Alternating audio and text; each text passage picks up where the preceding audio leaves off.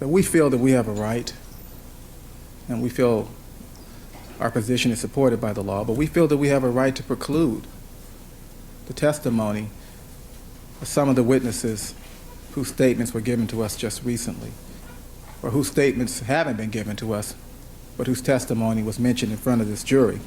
And we're not asking for preclusion. And we're not asking for preclusion because we want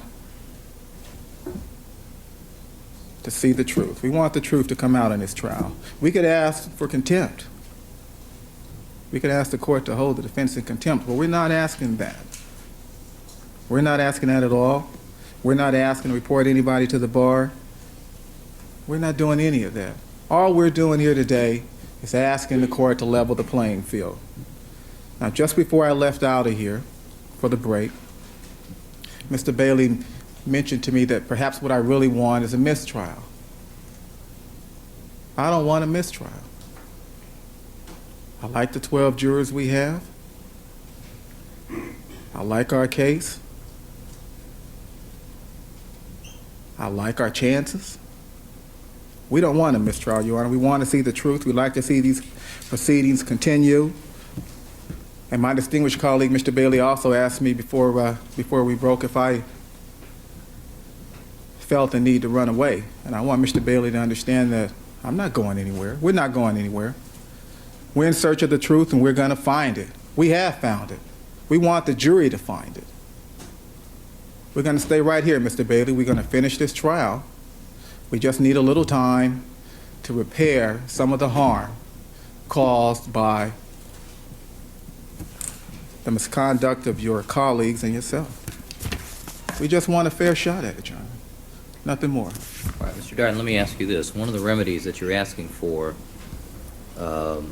is for the court to advise the jury that I am striking from the record Mr. Cochran's comments concerning certain witnesses with regards to certain issues. Then you were also asking for the opportunity to reopen. Are those in the alternative or in the conjunctive? In the conjunctive. Because it doesn't seem to make sense if I'm going to strike it and then you come back and talk about it. Sort of defeating the purpose seems to me to be mildly illogical. They seem to be in conflict.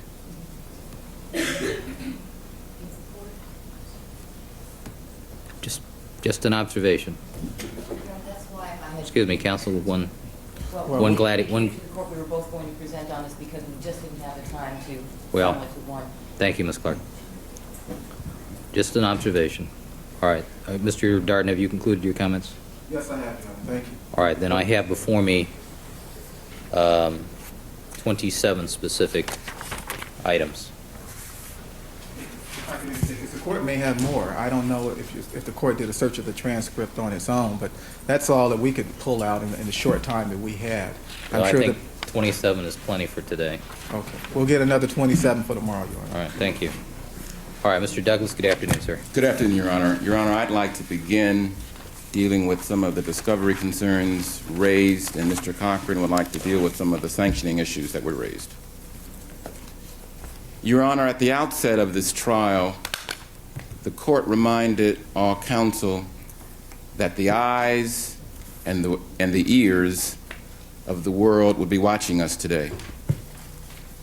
It is my sincere hope, Your Honor, to bring dignity to the profession that I love. So I will not dignify the often vile, insidious, and long-winded comments by my colleague by responding in kind. Your Honor, I've known Christopher Darden for well over 10 years, and he has referred, in fact, to me and to my office, the parents of a young man who was once shot and killed while going home from school. So I cannot fathom that he would have entrusted that family in my care if he believed that I or my colleagues were as dishonest and as unethical as he has inferred. Your Honor, he comes to you seeking equity. He comes to you asking about basic fairness. As the court is aware, there's a concept in equity called clean hands. And that comment says that one cannot seek equity without doing equity in kind.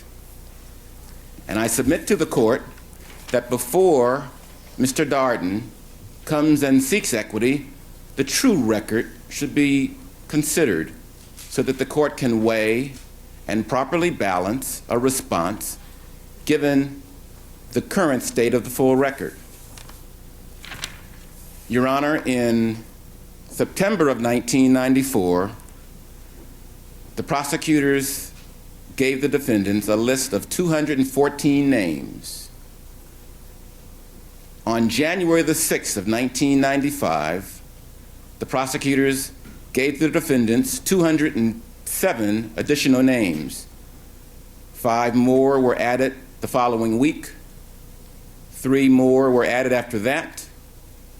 2 more were added since then. The first of his complaints were based on the thought that the defense had somehow dumped names without addresses or phone numbers on the prosecution, and how unfair that was to the prosecution.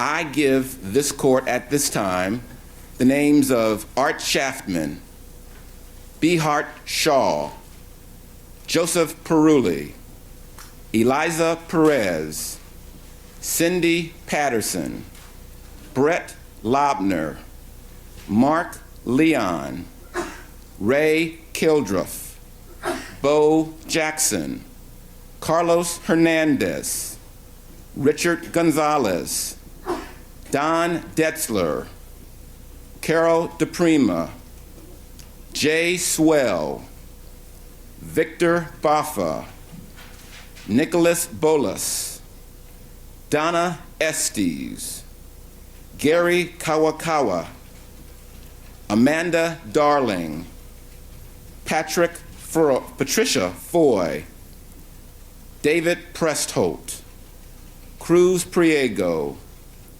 R. Wrench, Rodney Shelton, Norman Smith, John Stewart, Mark Stauffer, Jan Von Poppel, Philip Van Saun, Tony Waybright, Christine Wolford, and Charlotte Ward as just some examples of names given to the defense without addresses or phone numbers. That meant, Your Honor, that the defense had to try to find out who these people were, try to locate them, and try to identify them. They were names that were on the people's prosecution list. All right, Mr. Douglas, if you will, at the conclusion of today's proceedings, give a copy of the list that you just read to the court reporter. It has been done already, Your Honor. Thank you. Your Honor, will the court do this as well? No, Mr. Darden, thank you. I'll hear counsel's argument. Your Honor, the fact that they don't know who we are talking about when we may obliquely infer that there is a certain witness that might say certain things does not mean that we have committed misconduct. There is no case authority that they can cite, because there is no case to suggest that attorneys have an obligation to create discoverable notes or memos based on conversations with their client or based on conversations with retained experts. Your Honor, the district attorney's office has retained many experts to talk about DNA issues, to talk about blood issues, to talk about other issues. But among the 22,000 pages of documents that we've received in this case, there is not one handwritten note from Marcia Clark, from Christopher Darden, from William Hodgman, Objection, Your Honor. from Mr. Fairtlow. He told us he was not interested in our handwritten notes. Specifically, that was an agreement he had with Mr. Hodgman. He is now misrepresenting to the court Ms. the Clark, agreement. I'll hear your comments in rebuttal. Thank you. Mr. Douglas. from Jonathan Fairtlow, from Scott Gordon, from Lydia Bodin, or from any other attorney, Sherry Lewis, Ms. Kahn, or anyone else who has obviously had conversations with other experts. As well, Your Honor, there have been at least 12 DNA experts that have been noticed by both sides. Carrie Mullis, I strongly believe, was one of the names that were included in our list of experts that they are aware of. And I have not received one DNA report from any of these experts based on testimony that they intend to offer in this particular case. So we're talking about fairness, but we must also remember that both sides must have clean hands. The case, Your Honor, began back in June of this year. We have enlisted several attorneys who work out of different offices. At one time or another, we have used 6 different investigators that were involved in different pieces of investigation. They did not always work in concert. They did not always share their work product with each of the other investigators or with each of the other attorneys. One of the items that were turned over yesterday was a witness statement of Mary Ann Gertjes. That witness statement was obtained by an investigator with whom I personally have never spoke. That is an investigator who basically has done limited work on this case, and unbeknownst to me, one of the jobs that he performed was to interview and to obtain a statement of Mary Ann Gertjes.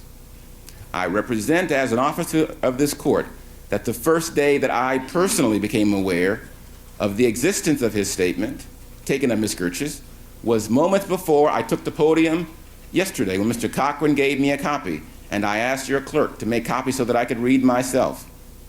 Certainly, Your Honor, I recognized fully yesterday that that was a violation to have not turned that statement over. But if the court were to read that statement, the court would see that Ms. Gertjes had contacted the district attorney's office and spoke to Patty Fairbanks in that office.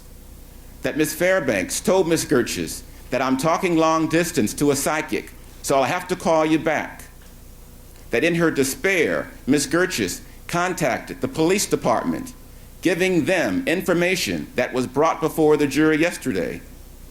That Ms. Gertjes' name, address, and telephone number were included on the witness list that we provided in August of 1994. So certainly, Your Honor, while there may have been a problem with our physically turning over her statement, the surprise, the absolute shock and amazement that has been offered here is somewhat overblown. For example, Your Honor, not only did we give the name of Rosa Lopez, we gave her address as being a location directly next door to where Mr. Simpson lived. Not only did we give her name and her address, but we gave her statement as well.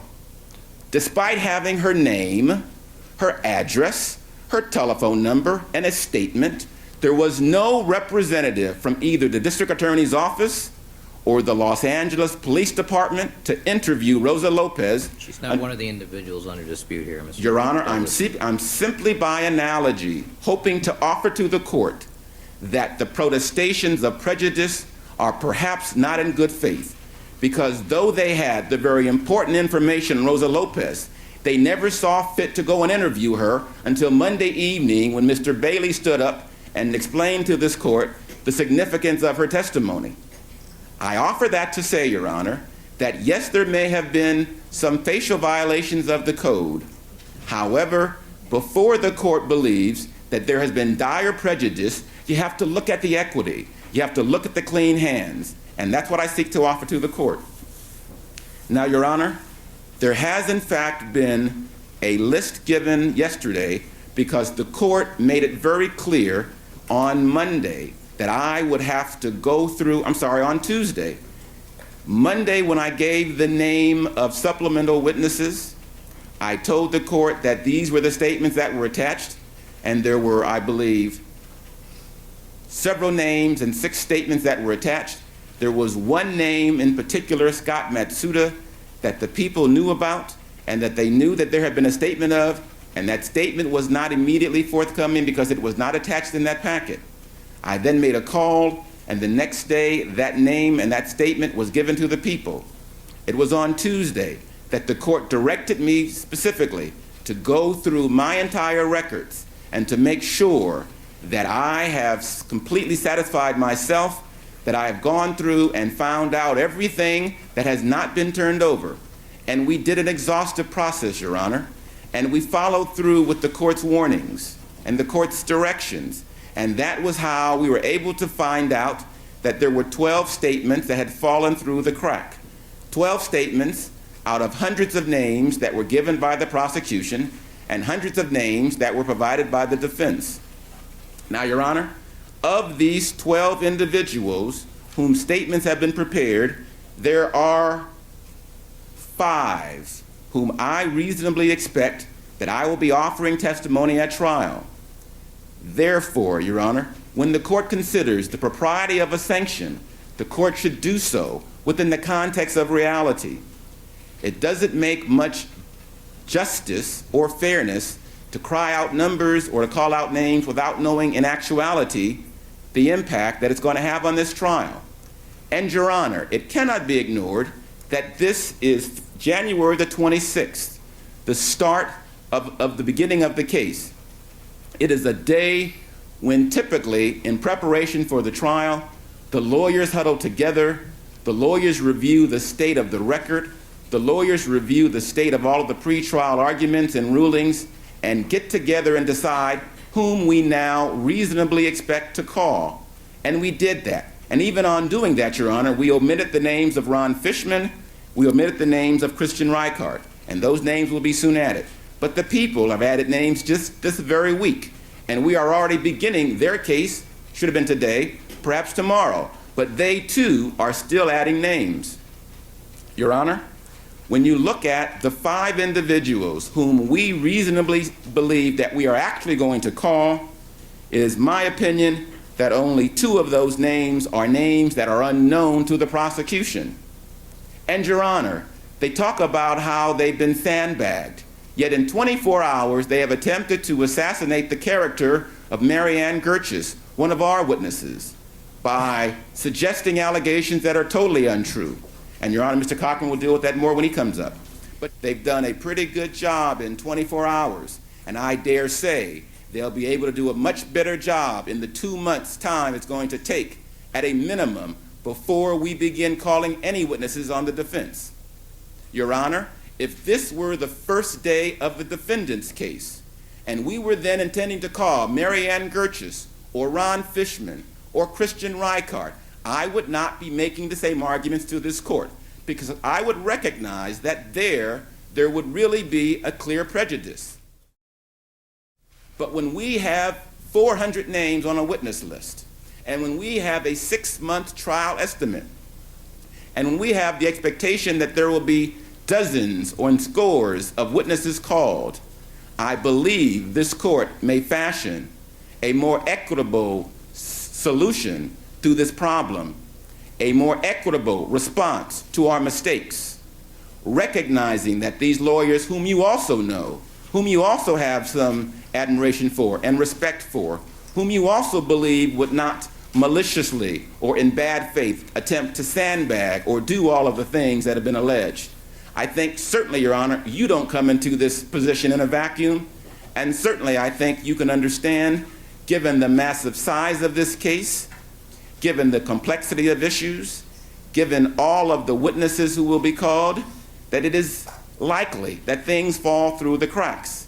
Now, Your Honor, the people stood up here in December and tried to tell you all of the reasons why they made certain mistakes. And the court said that the code required that they immediately disclose and that they hadn't done so immediately. And the court then issued a sanction which the court felt was appropriate. I think the court should do the same sort of balancing today, because in December the 14th, or whenever that hearing was, opening statements were due to begin the following month. We have at least 2 months now before we're even going to call any of the defendant's witnesses. Your Honor, Mary Ann Gertjes is a name, as I suggest, that the district attorney knew of. Her statement taken in July gives the name of Patty Fairbanks or Patty Fair something, clearly suggesting that she had had contact with someone in the district attorney's office. Michelle Abduran, who's another name on our list, with a statement turned over yesterday, is also a person with whom they are aware. They have interviewed other witnesses about Miss Abduran and about the allegations that Nicole Brown Simpson struck her prior to her leaving the Simpson home. Joel Pitkoff, who was an employee of Ford, is a witness who we intend to call, who is probably unknown to the prosecution. And on that one, I would accept the sanction of allowing them to adequately provide or perform background investigation and background research and try to challenge the strength of the numbers that he is going to offer and require us to wait and receive permission from this court before we mention his name or before we call Mr. Pitkoff as a witness in this case. Kevin Whalen, the courier, is another person who I respectfully believe was in fact unknown to the people. And similarly, it would be measured and proper for the court to impose that sort of a sanction. Mark Partridge is the fifth of the names that I gave witness statements for yesterday, whom we do intend to call. But Your Honor, when I reviewed my list this morning, I saw that there was a one-page statement of Mr. Partridge that was turned over in August. What I turned over yesterday was 2 additional pages. So therefore, they cannot complain to this court that they did not know Mr. Partridge and that they were not aware of what evidence he would offer in this case. So it would not be proper or fair to include him with the other 4 names. Ron Fishman, Your Honor, is a friend of Mr. Simpson. When we go down to lockup or go down to county jail and have conversations with Mr. Simpson, and we take notes during those conversations, and we'll ask him about what would Ron Fishman say, and Ron Fishman may make certain comments, or Mr. Simpson may make certain comments about what he believes Ron Fishman will say, or Joe Stellini will say, or Louis Marks will say. Your Honor, when we're thinking about calling witnesses weeks or months in advance, we do not have time to spend on limited resources, and they are in fact limited, for investigator time, and there are 2 investigators now only working on Mr. Simpson's behalf on a full-time basis to try to track down friendly, favorable witnesses whom we will not call for at least the next 2 months or so. And therefore, because we do not want to be sanctioned by preclusion, we then put their names on the witness list. And sometimes, Your Honor, we put the names on the witness list before we even have a copy of the address or the telephone number, because we expect reasonably and fairly that they will be called as witnesses, and that by the time it is relevant and necessary, we'll be able to provide continuing discovery, because it is in fact a continuing process. Your Honor, there are occasions when we've interviewed or spoken with, Mr. Cochran would speak to, for example, Henry Lee, Barbara Wolf, Michael Bodden. These are individuals who are on their witness list. They are aware of the names. And I do not believe that the people have cited a case that argues that when a lawyer speaks to an expert about something that the lawyer may say in his opening statement, or about a proper response to the suggestions in the people's opening, that by that conversation alone, he is required to reduce that conversation to a discoverable document and then immediately turn it over to the other side. That is not the obligations, even under Prop 115 or the U.S. Constitution or the California Constitution, Your Honor, because this man still has Fifth Amendment rights that still survive even Prop 115. Your Honor, they talk about not knowing about Dr. Carey Mullis, the Nobel Prize winner. I represent to the court that Dr. Mullis was a witness in the Wynn case, a case where Mr. Robert Blazier was the defense attorney in, a case with some of the same DNA issues, and a case where Mr. Blazier won and the court decided that DNA was not adequately reliable to be admitted in a criminal case.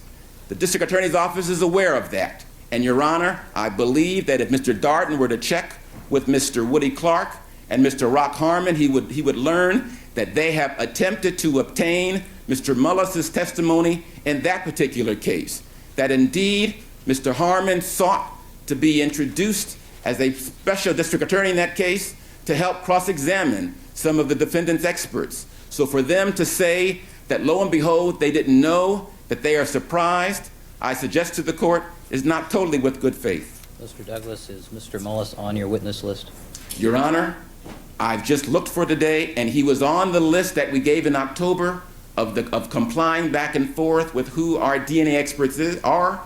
He was not placed on our supplemental list, but he will. But that list, Your Honor, of DNA experts responded to their list of DNA experts. It was turned over to the district attorney. Mr. Clark, Mr. Harmon, and Ms. Khan are aware of each of them. All right, was his CV exchanged in accordance with our agreement? My understanding is, Your Honor, and Mr. Scheck is no longer here in court. Hopefully he's watching on a television with his family in New York City. But it's my understanding, Your Honor, that both sides have now mutually exchanged resumes of each of the DNA experts. But that's my understanding secondhand from Mr. Scheck.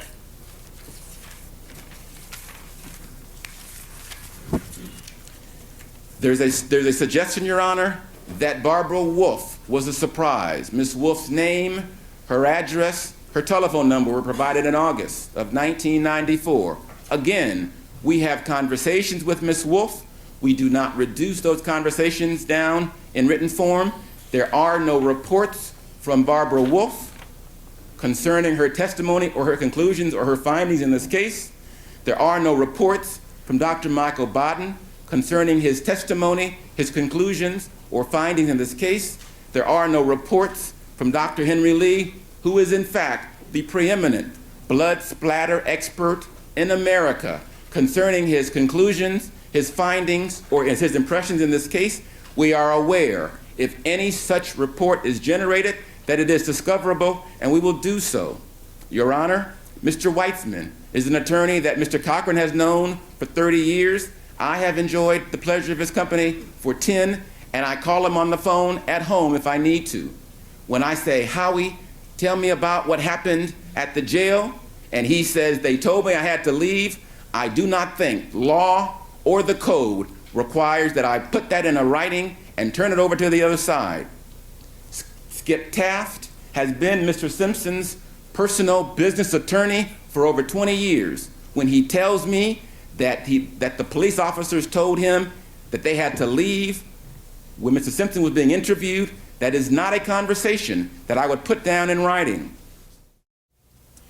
Whether or not the disclosure of the envelope was a proper function to present to the jury is not really a discovery issue, Your Honor. Is not really a discovery issue. That is properly a 402 issue. But remember, what happened was Mr. Hodgman stood up, Mr. Cochran walked over, told him what he's going to do, giving him the benefit of his information, allowing him to lodge an objection. It was lodged, sidebar was approached, the matter was resolved, and he moved on. There is some question about the statement of Dino Bucola. Your Honor, Mr. Bucola's name was given on Monday, and the court asked me, do you expect me to believe that there is no report? And I said yes, and there was no report.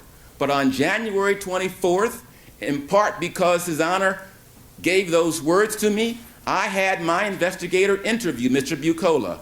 That interview took place on January 24th, and the document was faxed to our courtroom fax at 4:16 p.m. that day.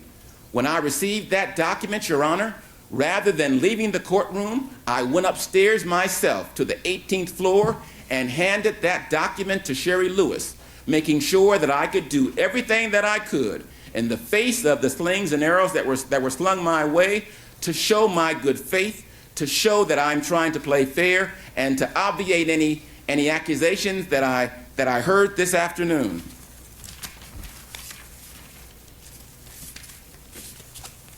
The prejudice, Your Honor, that the people have suggested is just not true. Before 1992, Your Honor, there was no reciprocal discovery.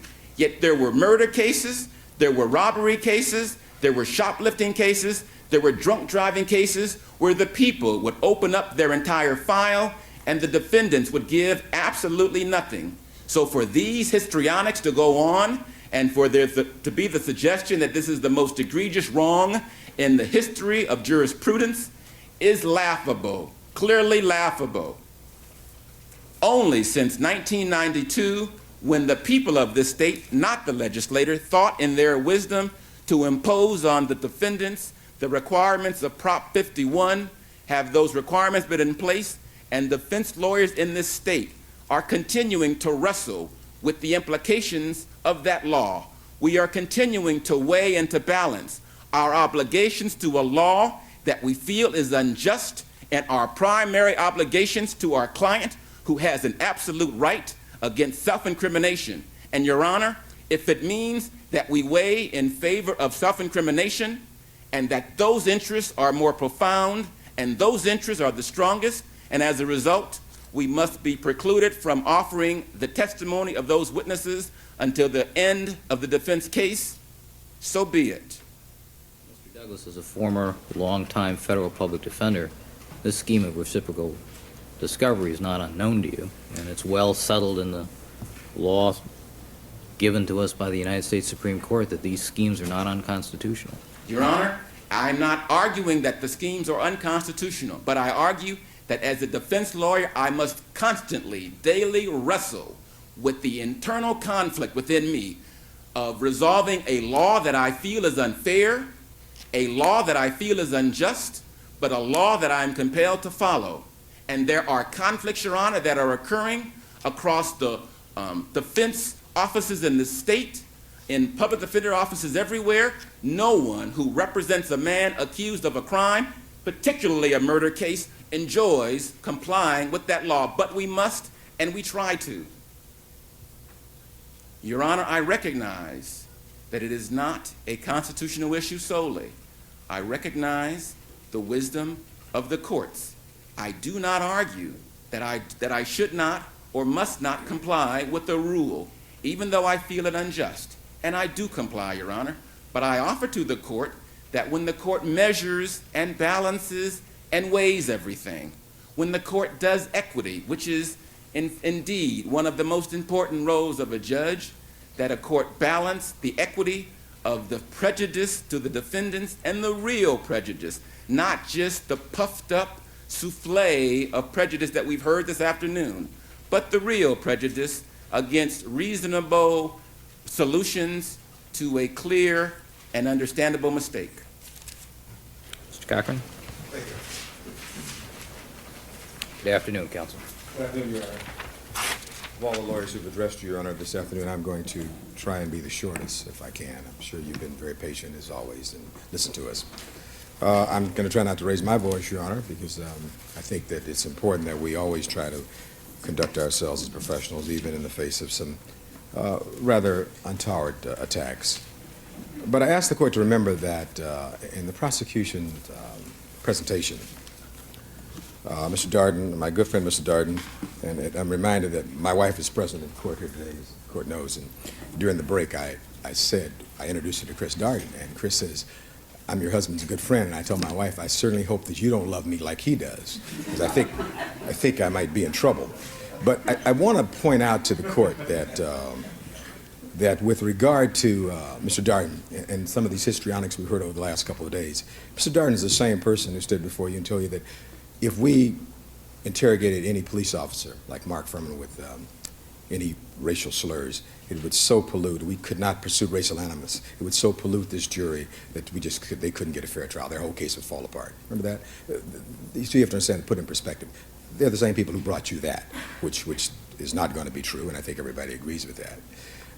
The counsel made a number of statements in their opening statement, and I think we should put things in perspective about opening statements, Your Honor.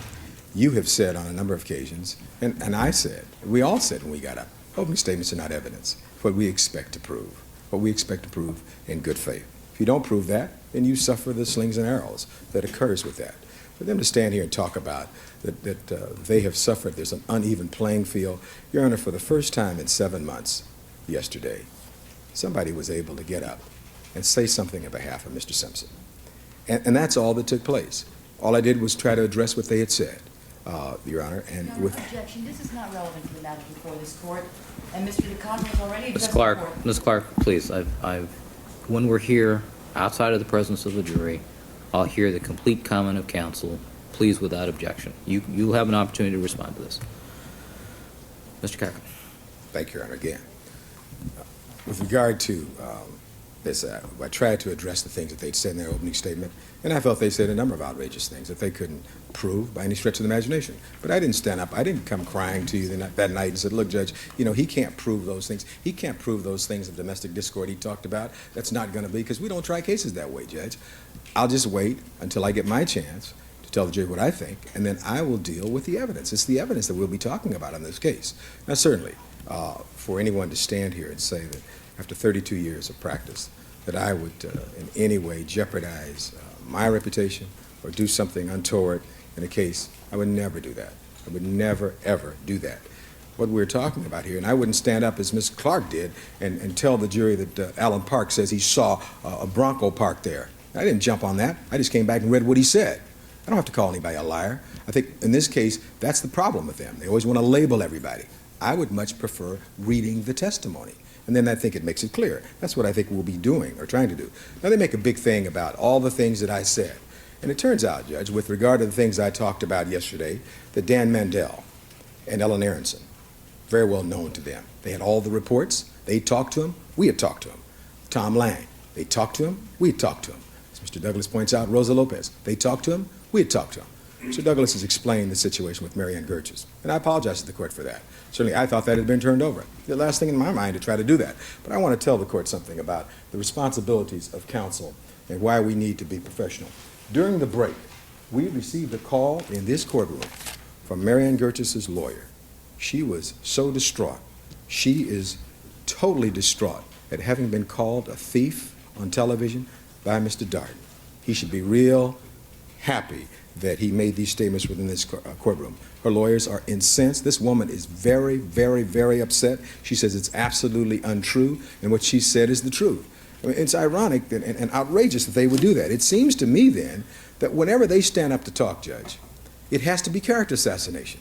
Whether it's O.J. Simpson, whether it's Marianne Gertges, whether it's at the end of this morning where he stands up and says, everybody on our list is a liar, a thief, or a felon. Isn't that interesting, Judge, that anybody that they don't call, becomes some very bad person? I don't think you conduct yourself that way, and I don't think that's appropriate when you talk about how we appear and how the system appears around the country. Now, more specifically, I've indicated to the court about Marianne Gertges, and the court, Mr. Douglas has talked about Kerry Mullis. There's no confusion there. There's no confusion with the people regarding Cora and Ron Fishman. They know all these people because they all ran around together, Your Honor.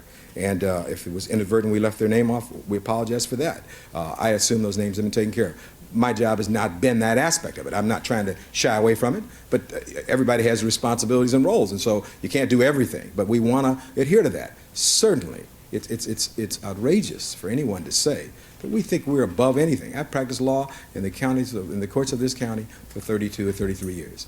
I am the blue-collar lawyer that he's talking about, except you see, I was on that side for almost half the time, and I've been out here earning a living the rest of the time. And so I understand both sides. I understand. Now, one of these days, when they get up enough nerve and come on this side, they'll understand, Judge, that it's tough when you have to run your own practice. And Marcia was there for a short time. Yes, she was, to the credit, but not as long as we've been here. And she'd understand what Mr. Douglas was trying to say, and I want to clarify this as being a little older, maybe a little calmer at this point, that there is this philosophical thing, and I want to point it out to you, Your Honor. And the other day we had this conversation, we talked about defense lawyers and their role, and you said you've been a defense lawyer. When I go to the jail and I talk to my client and he tells me something, I don't have any obligation to tell them that, Judge. If I know that he has rheumatoid arthritis, if I know that he had trouble shuffling cards on June 12th, there's no report on that, Judge. If, as Mr. Douglas says, if I talked to Howard Weitzman, whom I've known for 30 years, we represent Michael Jackson together, if I talk to him and I know what he and Skip Taft will say, there's no report on that. I don't think that you require us, in the midst of everything else, to sit down and write a report regarding that. Now, they know Howard Weitzman was down there. They know Skip Taft was there. This is no surprise, Judge. What happened, Judge, yesterday, and I want you to put this in perspective, was finally, somebody from the defense had an opportunity to stand up and tell the facts as we understood them. If they don't like those facts, they say they feel is unfair. Judge, if we don't prove those facts, then they're all the better for it. They benefit from that. Nobody's trying to sandbag them. For months, they talked and tried this man in the press. Talk about unclean hands, to vilify somebody like this man. And then even to stand here today, Your Honor, and refer to him as a dream defendant. Your Honor, who would ever want to be a defendant? That's if ever there was an oxymoron, Your Honor, that may be it, isn't it? A dream defendant? I mean, who wants to be a defendant? But that's to malign all of us. And we don't take it personally because Mr. Darden says he loves me. So since he loves me, And I do. I'm not going to take it personally. But Judge, to go on and look at the rest of the list, Joe Stellini is a friend of the defendants. There's no report. We've not interviewed Joe Stellini. We don't have unlimited resources like they have, Your Honor. Michael Baden and Barbara Wolf came out here the week of these murders, if the court pleases. They went over, and there's a letter where Mr. Shapiro offered to help the LAPD and the coroner's office help solve this crime, which was rejected. They went over to the lab. They went over, looked at these exhibits. They know about them from the beginning, Judge. They were there like June 15th. They know about it.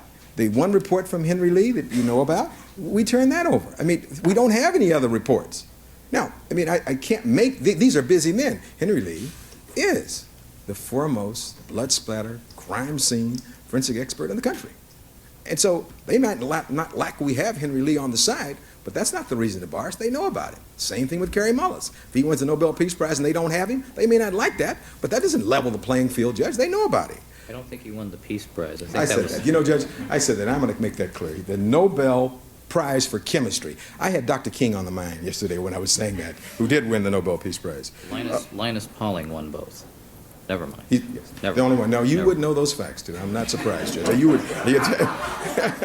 And Judge, is he on our witness list yet? Okay. Well, if we put him on our list, then I'll let you know. If we put him on your list, Judge, I'll let you know. If he appears, I'll be amazed. Then you'll be amazed. Well, I think so, Judge. Your Honor, to continue on in a serious vein, so with regard to Michael Baden, Henry Lee, and Barbara Wolf, they're all out here the first week, Judge. What are they talking about? And there are no reports. I'm telling you, there are no reports. These are our experts. I don't have any reports. When we get reports, I will make sure, and Mr. Douglas will make sure that you get those reports. How about the envelope? I walked over to Your Honor's clerk, and I said, may I get this envelope earlier? And then I asked Mr. Douglas to get it. Before I finished doing anything, it was over here. I walked over to Mr. Hodgman, and I said, let me make an offer of proof to you. I'm not going to try to open this. What I was seeking to try to do, and you'll have to make the judgment on this, I'm a trial lawyer, and this is a court's exhibit, so it's not anything I had, and I was concerned about the chain of custody, and I made the offer of proof there. What I was seeking to try and do was use this as another example of the people's rush to judgment. Now, I know they wouldn't like me to use those words, Judge, but they can't stop me from using those words. And that was another example, as I tried to demonstrate with the fingernails and with the other things that they didn't bother checking up on. When Mr. Hodgman said, well, I'd like to approach the bench. We approached the bench. You, at first, as you recall, I'll tell you what you did, at first felt that it was appropriate. When you inquired further as to whether they had some report, which apparently Mr. Hodgman said they didn't have, which I didn't have either, and I thought they probably had it. You said, well, if they don't have that report, Mr. Cochran, you can't do it. And we put it back. Never talked about it. Now, that gets blown all out of proportions, and we still don't know until his speculation. He doesn't know what's in that envelope. Let me make that clear. I don't think he knows. If he does, that's something else that they know we don't, that they claim they don't know. But we've never said what's in that envelope. Never, and we didn't yesterday at all. The jurors don't know anything about that. So, with regard to this man's physical condition, he's our client. I know about his physical condition. Dr. Heisinger's on the list. When we get a report from Dr. Heisinger or from his rheumatoid arthritis specialist, a rheumatologist, I guess he's called, we'll be the first to bring that forward to you. Mr. Darden gets up here and says, I mentioned Dino Bocola. I never mentioned Dino Bocola one time. Never mentioned him in opening statement at all. You had to point that out, and I never did that. So let me just end my remarks by saying and asking Your Honor to do the right thing with regard to this. Bill Hodgman is somebody that I have a great amount of respect for, as I've indicated. And I'm very concerned about his physical condition, and I hope that he'll get well soon, and I'm very concerned about it. I've discussed that with our client. But talk about sanctions. When have you ever seen a case, Judge, where, first of all, they get up and make an unfettered opening statement to our jury? Because we wanted to be professional. We didn't object to the very end when it became absolutely necessary. Because of events beyond our control, I couldn't start that day. We had to leave. The jurors got to go home that night. We came back the next day, and I got my chance to make the opening statement, in which the things that I said, I expect to prove. Things that I know from my client, I don't think that they can change that or talk about leveling the playing field. Because apparently they felt the job that I did made them nervous and upset the next day. We saw these histrionics. And so they now want you to carve out some new law. They have no cases that cite this, and you have a lot of discretion, Judge. They want to carve out some new thing to give them like another opening so they can get back up and talk. Well, then do I get a chance to respond to that? I mean, that doesn't make any sense. Everything that we did, we've done in good faith. We want to try this case as much as they did. In fact, you recall I've said for the last 10 days, let's stop all this posturing. Let's get this case on the way. The final thing I want to say is this, that it's rarely productive of good to malign citizens. You know, I'm a big fighter for jurors and for witnesses. And for Mr. Darden to stand here and say that Kristen Reinhardt, was dumped by Faye Resnick is perhaps the greatest bit of hyperbole I've ever heard. That is so far from the truth. It strains credulity. It didn't happen. He put her out because she was using drugs. And after she used drugs so badly, in that 5 or 6 day period, he was the one who helped put her in a drug treatment place, Judge. Mr. Cochran, as interesting as that conversation about that probably is and probably will be later, Sure. my interest is in the people's request for sanctions. They've asked me to tell the jury that I'm striking from your comments and for them to ignore your references to these various witnesses and items that they've discussed. They've asked me to admonish them that the mention of those was not appropriate because the prosecution was entitled to know of those witness statements or the identity of those witnesses before the opening statement was made, and they're asking for a 30-day continuance. So I'd like your observations on the various sanctions that the prosecution has requested. Let me do that. Thank you, Your Honor. And the only reason I was doing about the right card, I just felt you have to set the record straight sometime. There's a man, he's a doctor, Judge. He's out there having these slings and arrows. We can take it, but it's not fair to these other people that go through Christopher Darden's thing. I know he loves them too, but we can take it better. Judge, with regard to the 30 days, I think, again, Your Honor, it's almost like they're kidding about 30 days. Your Honor, they haven't even called their first witness. You know, you're very optimistic, and so am I generally. I'd like to think the defense is going to start within 2 months, probably more like 3 months. Judge, by that time, they'll have time to investigate everything. They've got the LAPD, they've got the DA's office, they've got everything. They got all this information they supposedly got on Marianne Gersh's, supposedly, which apparently isn't true, but they can have all the time they want to investigate. And as Mr. Douglas says, we're not trying to play any games, and to show that, they can have as much time as they want. I don't mind if we're going to call her as a witness, calling her at whatever time you set. I mean, we would play by the rules. I don't have any problem. We made a mistake with regard to her. With regard to the other witnesses, Judge, I don't think they can show there were any mistakes. I think that they knew about Carrie Mullis. They knew, I mean, they say to me that I say that he has this man suffers from rheumatoid arthritis.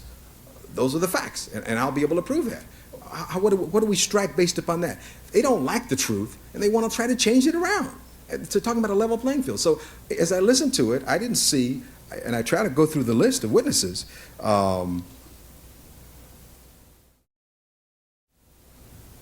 I mentioned Ron Fishman, and they know about Ron Fishman. We hadn't turned that report over.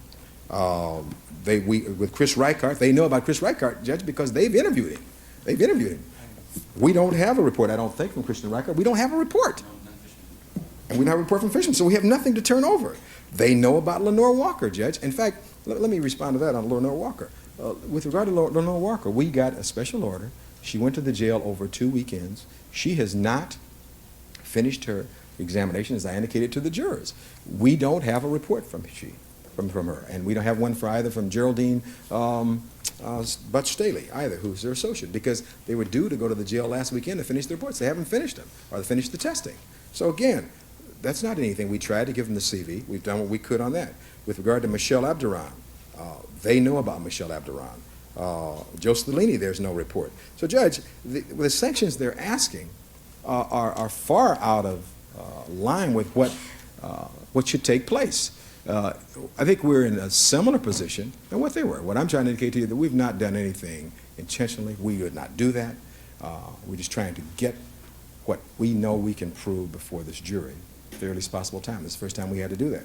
And so I would ask the court not to try to come back and then gut my opening statement by trying to pick out things that we said if it's the same situation.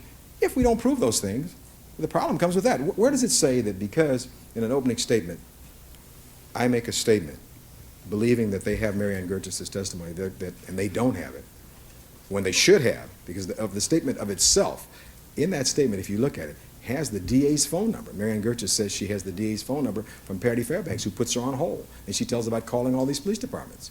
So and this is an investigator I have never met with, and I received that report within the last couple of days before the argument. So I think that if you look at it, what I think you should do is put us in the same position that you put the prosecution in when they were faced with the same situation in December. I mean, what's fair for them is fair for us. We wouldn't ask any more or any less. It doesn't go to my opening statement. Just much of what you have seen over the last couple of days, make no mistake about it, is to try to keep me from getting back up before that jury. There is an ultimate sanction today. Now, I believe that Bill Hodgman is sick, but everything that's happened, when Mr. Darden kept talking and saying the same thing 6 or 7 times, I thought he was filibustering, and obviously it was so I couldn't talk to this jury today. But ultimately, Judge, no matter what they do, I get to finish talking to this jury. That's not a sanction they can impose. I get to get back up there. They're not going to like that. And so that's what this is about. And so I'd ask you to be fair in that, and be fair like I thought you were imposing to them. If we slipped up, I'm telling you, it was not intentional. We would not do that. And if we slipped up, the same sanctions they got in December should pertain to us. And if that happens, it has nothing to do with the opening statement. I haven't misled anybody. If Christian Reichardt... Well, the problem is I can't really impose the same sanction at this point, because part of the sanction was I told them they could not use certain witnesses in their case in chief until they had completed their original witness list, and they could not mention it in opening statement, which, as far as Mr. Darden is concerned, I essentially took the heart out of his domestic violence argument, because he was not able to mention 3 or 4 other incidents that fill in certain time gaps. I assume that's the argument he's about to jump up and make. Well, you say take the heart out of it. Well, that's his argument. Okay, well, yes. I'm asking you to respond yes, to that. well, I will. I think that, Your Honor, with regard So to I that... can't give you, or I can't impose upon you the same sanction. Well, you can give... I think the thrust of it, though, Judge, isn't it that they would have an opportunity to try and check these things out? I mean, I think, for instance, Christian Reichardt, they already know about him. We don't have a report, so that's maybe a bad example. They know about him, they already have a report, and maybe that's a bad example. I mean, the only one that I can really fix on, because they know about Ron Fishman, is Marianne Gertis. And I'm just saying to Your Honor that in 24 hours, they've done all this work supposedly on the rest of the people, Judge, they knew about, and we don't have any reports on them. So I don't know where we go from there to saying, admonishing this jury regarding this. You admonished them, even after I didn't get a chance to talk to them for an whole evening. When they came in yesterday, you start off by saying, what counsel says is not evidence. And that's exactly what it is. It's not evidence. So, you know, we're going to have evidence. The case will ultimately be, why are they so afraid? The case will ultimately be decided. We want to uphold all the rules like everyone else. But why are they so worried about that, Judge? Ultimately, it's going to be the evidence that this case is decided upon. And that's all that I wanted us to get back to. The rest of these witnesses, in summary then, is that they knew about them. We don't have any reports, with the exception of Marianne Gertis, that I can see as I look at the list. And I think that the sanctions are way out of line with where we are. And having understood what your sanctions were back then, we have to deal with where we are at this point. With regard to Marianne Gertis, this is a witness who gave a statement. I don't know her. I have a statement from her. The investigators talked to her. And that's how it came to me. assume they had it, and I wasn't aware they didn't. And again, I apologize for that. But I don't think that's any reason that Mr. Simpson should have to suffer, where these jurors would have to be told, oh, gee, it's not evidence, but just disregard that. It's not evidence. And, you know, and Judge, if we do it based upon that, I could come back tomorrow and say to you, Judge, I want to look at the transcript. For all the times Ms. Clark was argumentative that I didn't object because as an officer of this court and a gentleman, I didn't want to do that. That's like running back, doing something like that. I don't want to do that. I want to get this trial on. I want to finish my opening statement so they can call their first witnesses. And so what I'm going to ask you to do is to fashion something that's reasonable. You're wise, and in these situations, it calls for a wise decision, where we have done something in good faith. And I will conclude by saying this, Judge. We certainly don't refer to ourselves as a dream team. Just a collection of lawyers who try and do the best we can for our client. And that's all we're doing. And others can refer, Mr. Darden can refer to us derisively or any way he wants to. But we're just trying to do our job. And in that, Judge, we're trying to represent our client to the best of our ability. I think you know, we would never intentionally mislead this court. We would not do that. I would not do that. I know that my reputation means far too much to me.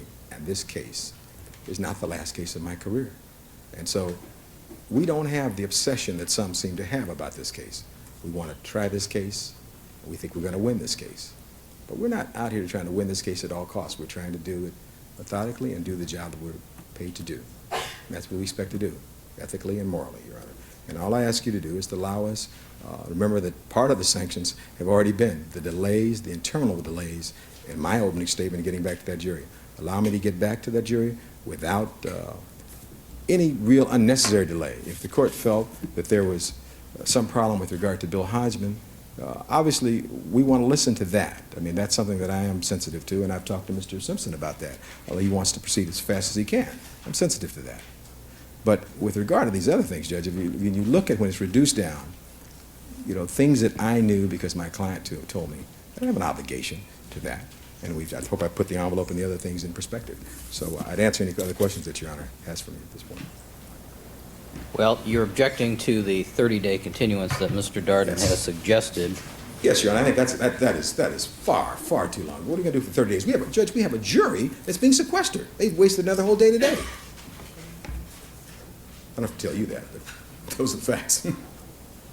All right. Thank you, counsel. All right, Ms. Clark, briefly, please. And let me ask you a couple of questions before we launch into this. Do you concede that Dr.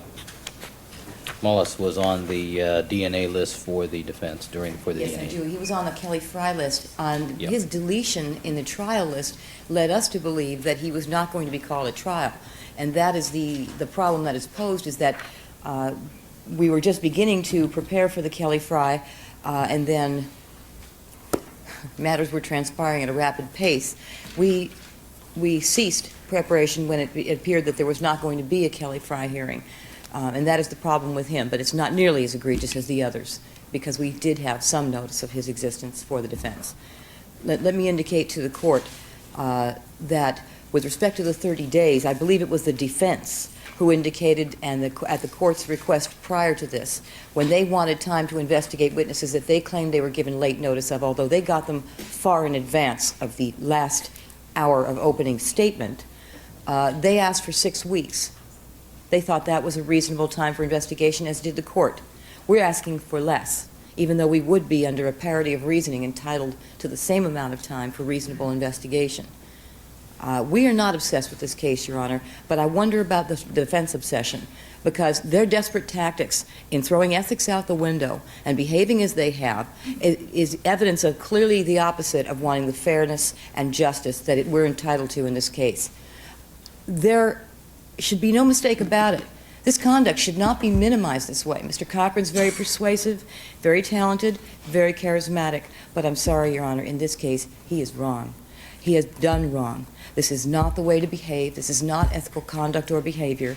And as I told the court, he glibly stands up to say, well, the people can address it all in closing argument. No, no. See, it's too late. Because by then, Your Honor, there have been months of time for whatever that jury has picked up that will never be addressed in trial, those witnesses that Mr. Cochran referred to that may never be called out of some kind of fear that he's thinking of, or witnesses that never appear at all, that after they've been represented in front of this jury, they will have that witness in the back of their mind, and that may be enough to persuade the one. Any kind of relief that the court grants us at this point may still not be enough, because the damage may be indelible at this point, after him having mentioned all these people that he himself knows is in danger of not ultimately being called, because once they're investigated, it's determined they have records, they have felony records. These are people that really will not withstand the scrutiny. They know it. The defense knows it. And the willfulness of their tactics in delaying the discovery is shown by virtue of one simple fact. Early on in these proceedings, the defense floated up the name of Frank Chuchulo from Happy Camp. This was a man who came forward to say that he saw burglars, 2 white burglars, leaving the home of Nicole Brown. It was then discovered that he'd come forward to offer false information on other famous cases, and his credibility was exploded as it deserved to be. And the defense realized that then they're going to have to hide their witnesses to prevent the exposure that would show them to be as incredible as they are. And that's what they've done in this case. So it's a very willful thing, and it's not a minor thing. This is a major form of misconduct that has occurred, and I don't want Mr. Cochran to minimize it this way. It is major. And if we look at, let me just contrast it for a moment, because I know what the court is going to say. Okay? Their statements were taken 4 or 5. I saw it. I got a rule. No. What? I'm sorry. Never mind. The counsel wants to compare the gravity of their misconduct to what occurred with the people, and let me contrast the two. The statements turned over by the people were 2 and 3 weeks late. The statements turned over by the defense were 4, 5, and even 7 months late. We were sanctioned for that for just 2 or 3 weeks, and now they're fighting the sanction for 4, 5, and even 7 months for material witnesses. Obviously, witnesses they think are very important because Mr. Cochran is outlining their testimony to the jury. And when you also look at it in this context, Your Honor, out of the tens of thousands of pages that we've turned over, dozens of videotapes, dozens of audio tapes, we were slow to turn over by that I mean 2 to 3 weeks, a few pages of discovery. Compared to what they did, we had 70 pages of discovery, Your Honor, until the last 2 or 3 days. Now they have doubled the amount of discovery in the last 2 or 3 days.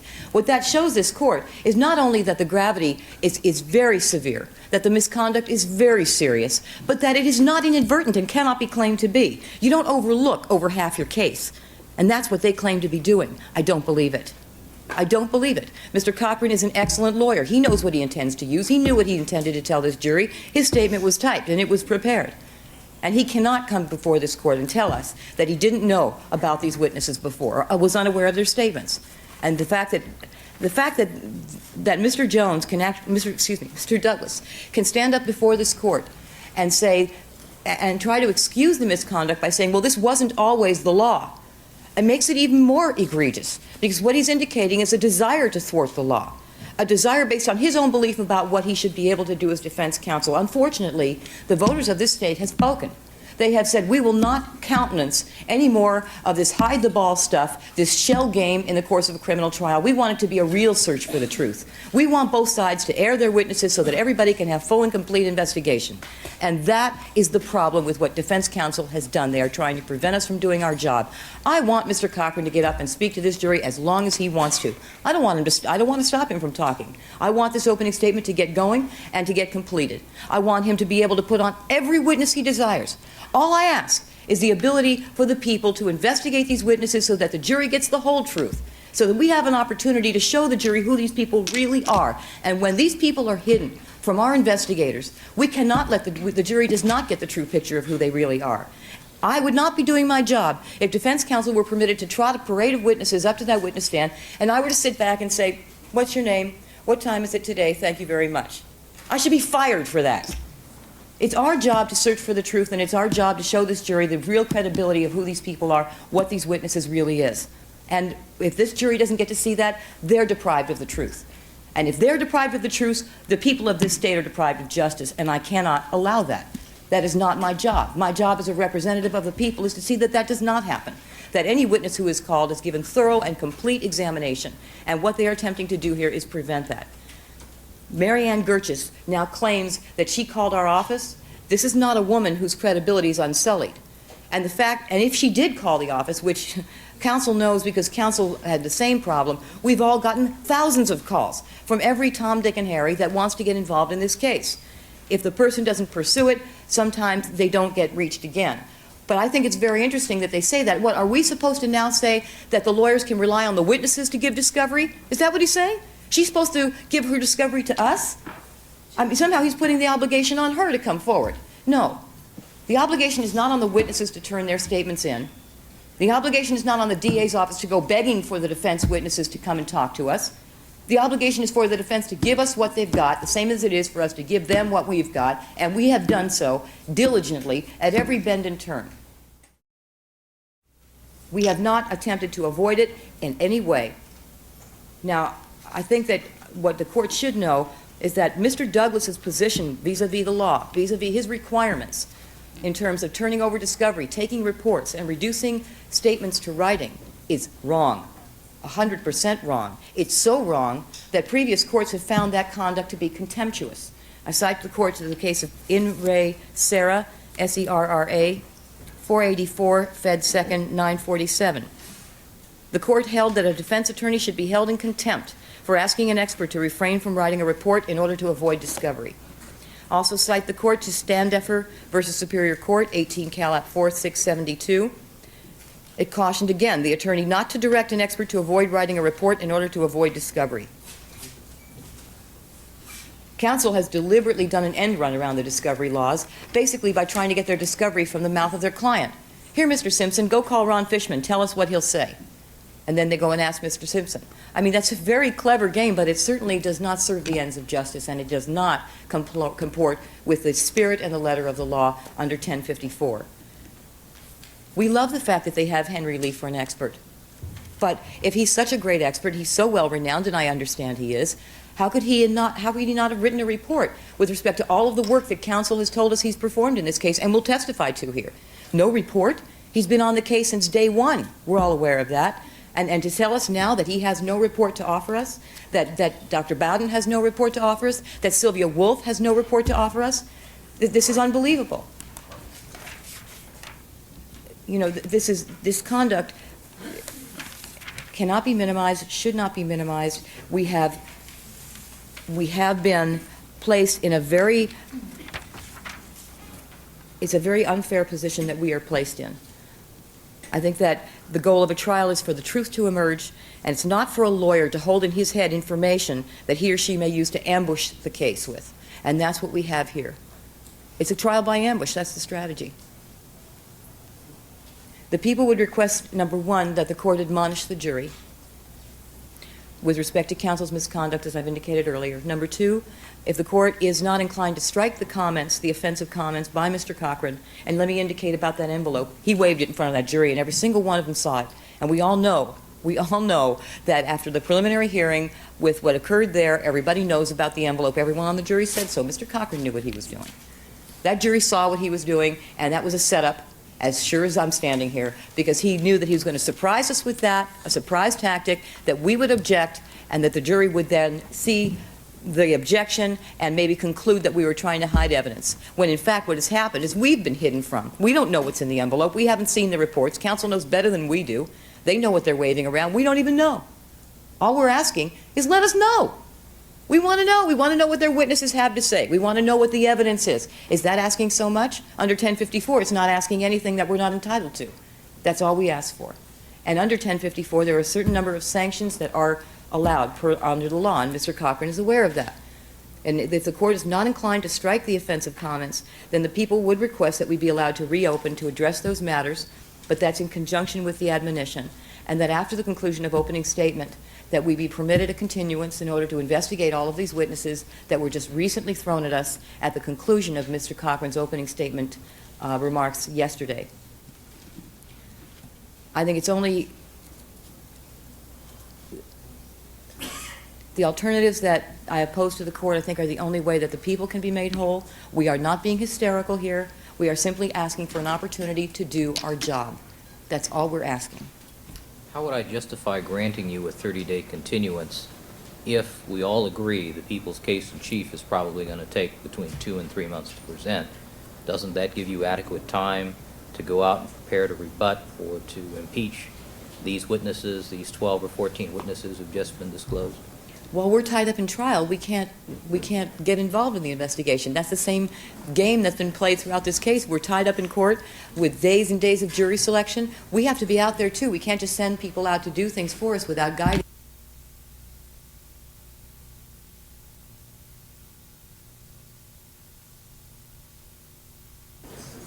Yes. I don't think that the people's case is going to take 2 or 3 months. Not even close. Promise? Yeah, I mean, I'd like to, but I really don't think it's going to take that long, Your Honor, seriously. I think that the people's case might well be wrapped up in 4 to 6 weeks. All right, do you have any other comment? If the court would like, I think I have other case authority concerning the ability of the court to grant us the reopening of the statement. Well, that's kind of an esoteric question. I think there are two other cases that I've been able to find in Lexis, but in other states. I have a California case. All right. Let me ask you another question. That's really an esoteric issue about reopening. What kind? This case is right on point. Well, as after an abuse of discovery, it's right on point. Reopening. It's not to address abuse of discovery. It's to address something else. But it does indicate that it would have been reversible error to deny the ability to reopen the opening statement. Ooh. The thing a trial court never wants to hear about. All right, Ms. Clark, let me ask you this, though. What kind of admonition would be appropriate here? I think I indicated earlier what No, my I'm talking request was. specifics. Words. Didn't I? Just to pick out each one of these individuals' things and tell them disregard these comments? To say during the course of the opening statement by the defense counsel, this witness was listed, this person was mentioned, this person, disregard all that? Is that what you're asking me to do? There would have to be, And then say the reason for this is because we have rules of discovery, that is disclosure of witnesses, because they weren't disclosed and it was a surprise to the prosecution, they don't get to talk about it in their opening statement. And that's the reason for the delay. Is that what you're asking me to do? I would like, may I have a moment, Your Honor? We have to, Well, I We mean, haven't you're asking me to do things. Right. I want to know specifics. What are you asking me to do? if the court would like me to actually frame the language of the admonition, I would be happy to do that. If the court could give us, well, it's kind of late already. All right, well, before you answer that question, let me ask you the question that's more pressing on my mind is, what is the condition of Mr. Hodgman this afternoon? We don't have final word, and we will not have final word as to when he's going to be available to come back. We won't have that today. Do we have any idea when he's going to be released? I saw Colleen Williams reporting a press conference down at the hospital. Yeah, I believe the doctors held a press conference, but I have no idea. The people would request is that the jury be admonished as follows: that defense counsel has committed serious acts of misconduct, that they are to view very carefully the opening statements, they are not evidence, and that to the extent that they fail to fulfill the promises made in an opening statement, any statements made should be disregarded because they do not constitute evidence.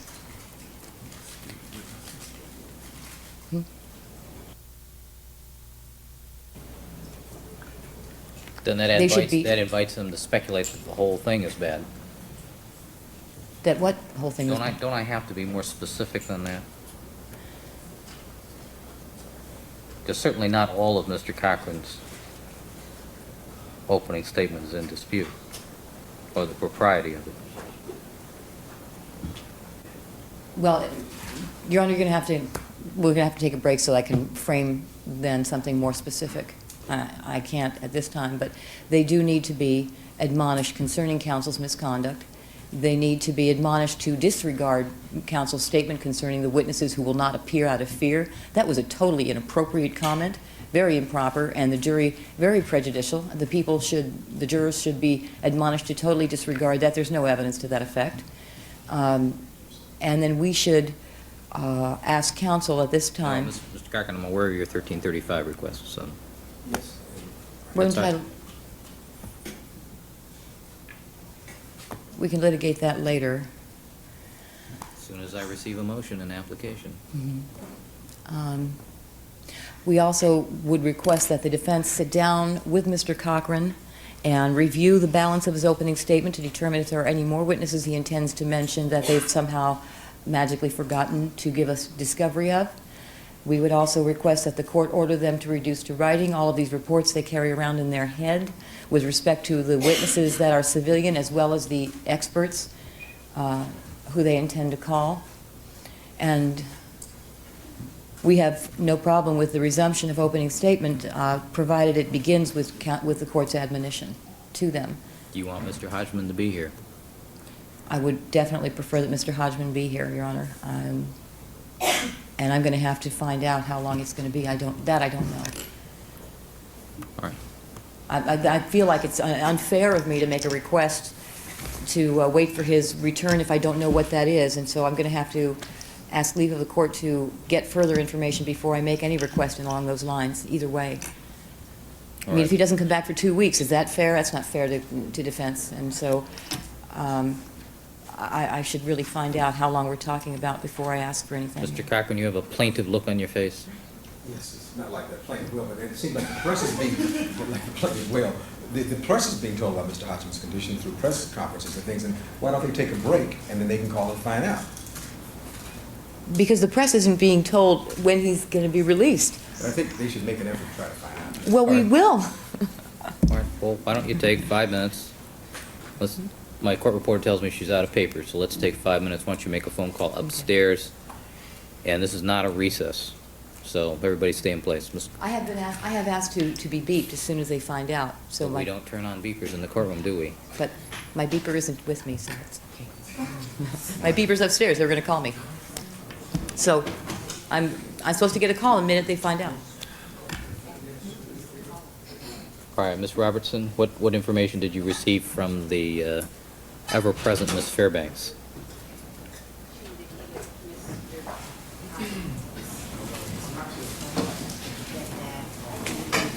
Mrs. Robertson, you'll need to speak up.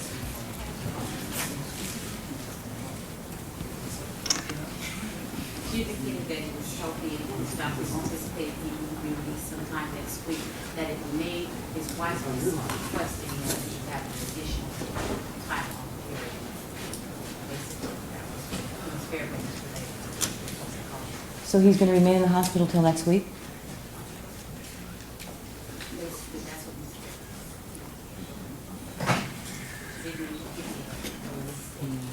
Mr. See, I had asked that as soon as we had knowledge that we'd be called, and they did.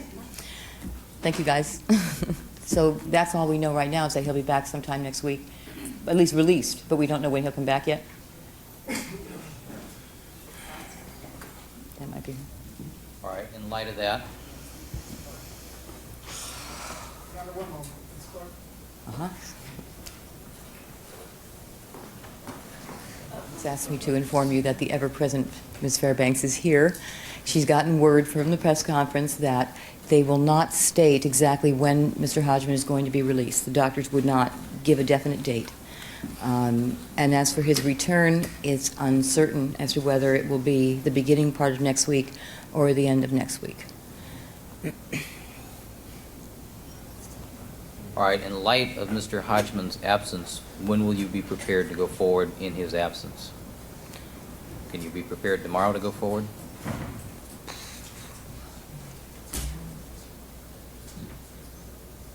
With opening statement or with evidence? Opening The statements. whole enchilada. I assume Mr. Cochran he indicated he had one other segment of the case that he wanted to talk about.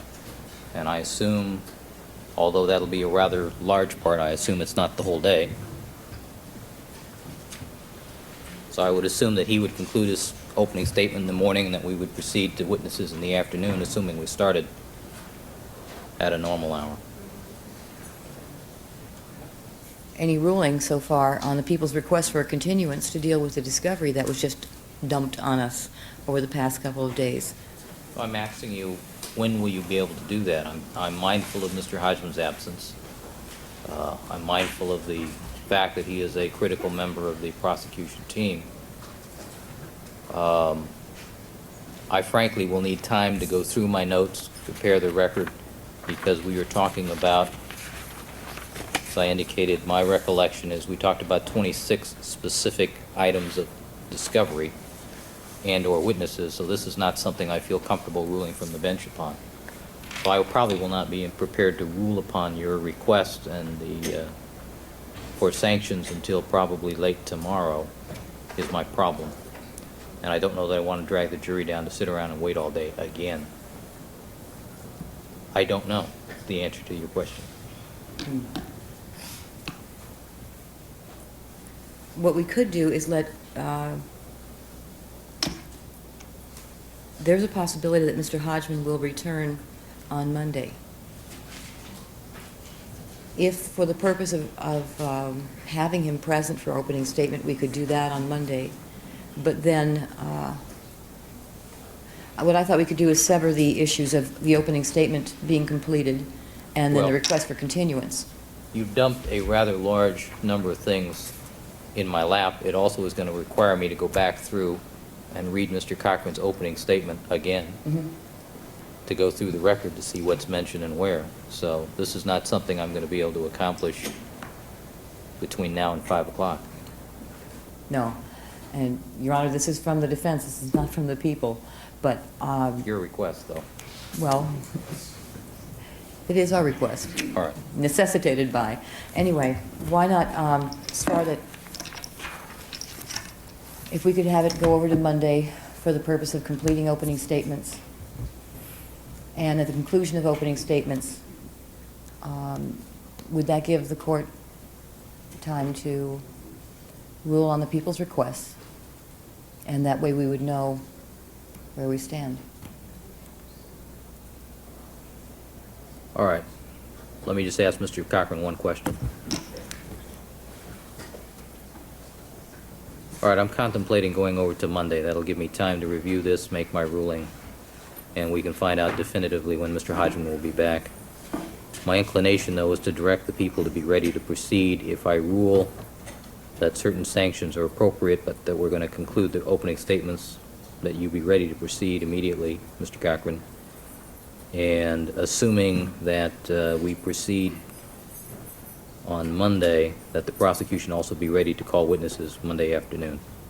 I'll be ready. I'm ready now, Your Honor. I understand that. I'm ready, too. No, that'll be fine. I'm ready, and make no mistake, it's the people's motion, not ours, and we don't agree with it. The one thing I'd like to say, Your Honor, however, with Well, the regard- situation is, the creation of the situation, though, I think rests on this side of the table, as Mr. Douglas conceded that these statements should have been disclosed, so. We're not trying to- We've said that, we just said that it was inadvertent. The point is, Your Honor. No, and I compliment Mr. Douglas for being upfront, saying we should have done this. That's the kind of lawyer that he is, Your Honor, and we'd like to see that on But the it's other the side. creation of the problem. Your Honor, what I'd like to say is this, though. I would like to suggest to the court that I'd rather not have Marcia Clark drafting. I'd like for you to No, have that. I'd like to counsel. have that additional time. I'd rather not have her drafting anything that relates to us. What I'm going to suggest is both sides submit by 10 o'clock tomorrow morning any admonition to the jury they feel is appropriate. All right, thank you. I think that's fair. All right. Thank you. I think All right, that's we'll fair. stand in We'll be recess. ready on Monday? 9 a.m. Monday.